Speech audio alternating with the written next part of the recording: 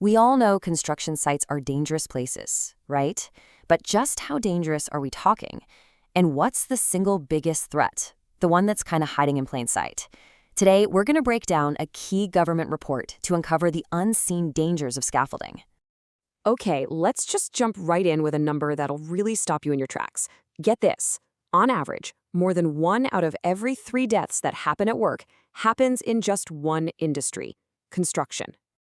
And look, this isn't some statistical blip or a one-off bad year. Data from the Turkish Social Security Institution shows that year after year, construction deaths consistently make up this huge, disproportionate slice of all workplace fatalities.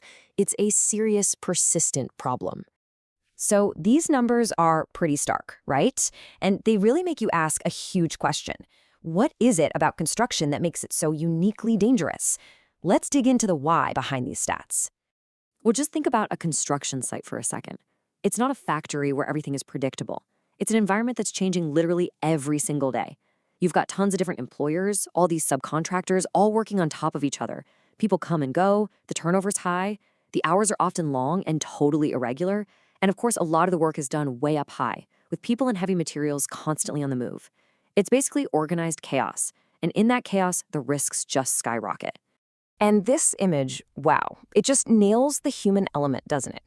You can have all the signs in the world saying safety first, but if the culture isn't there, if people are taking shortcuts, those rules don't mean a thing.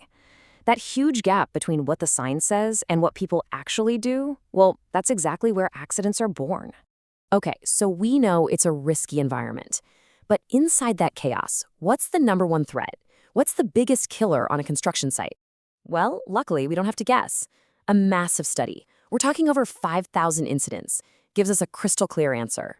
And the data could not be clearer. It's not even close. The leading cause of death, by a huge margin, is falls from height, almost 43% of all fatalities.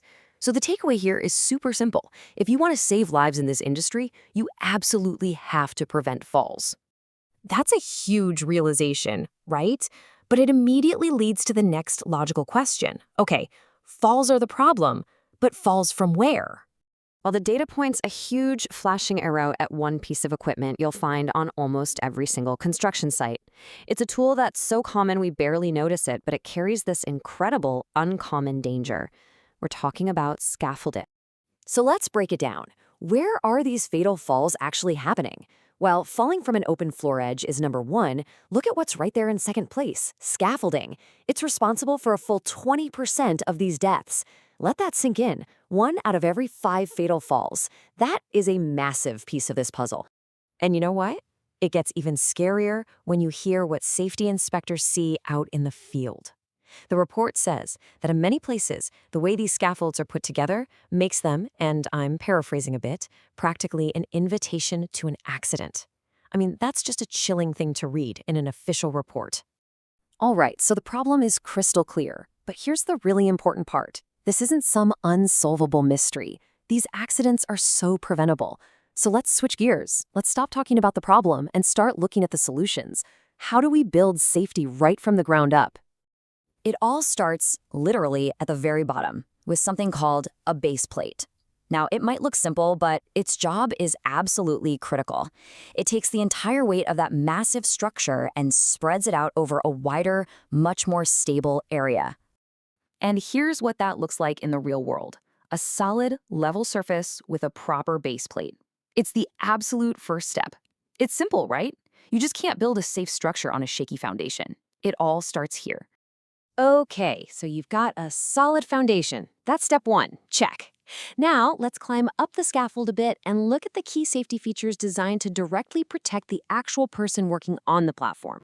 This whole setup is called side protection, and you have to think of it as a complete system. It's got 3 main parts: a top rail, kind of like a handrail, a mid-rail below that, and then a toe board right at the platform level. Together, they create a physical barrier that stops both people and materials from going over the edge. I love this view because it shows both the big picture and the personal one. On the right, you see the whole structure, built correctly with full side protection. But then on the left, you get the worker's eye view. You see what it feels like to be safely inside that protective bubble. This is what safety actually looks and feels like when you're working dozens of feet in the air. Now let's zoom in on that one little piece at the bottom, the toe board. This thing is so easy to overlook, but it is so important. And it's not really for the person on the scaffold, it's for everyone walking below it. It's what stops a dropped wrench or a stray bolt from getting kicked off the edge and becoming a deadly projectile. So we can basically boil all this down to a super simple 5-step safety checklist. Number 1, start with a firm foundation. Make sure that ground is solid, use your base plates. 2, complete platforms. No gaps, no shortcuts. 3, full side protection. Top rail, mid rail, toe boards, the whole shebang. 4, safe access. Use a proper ladder. Don't just climb the frame. And 5, and this is a big one, regular inspection. You've got to check that thing before every single shift. It's a simple list, but following it saves lives, period. And this image, I think, really gets to the heart of what safety is all about. It's not some binder collecting dust on a shelf. It's not a form you fill out. It's about these daily hands-on actions. It's about the focus and care you put into every single connection to protect every single worker. That's real safety. So when you step back and look at the whole picture, the bottom line is this. The statistics are screaming at us about what the problem is, and the solutions, they're simple. They're well known. They're not complicated. There's no big mystery to solve here. And that really brings us full circle. We've seen the devastating data and the straightforward solutions. So it leaves us with one last question to think about. Is slapping a safety first sign on the wall really enough? Or does that phrase demand a much more solid, practical foundation?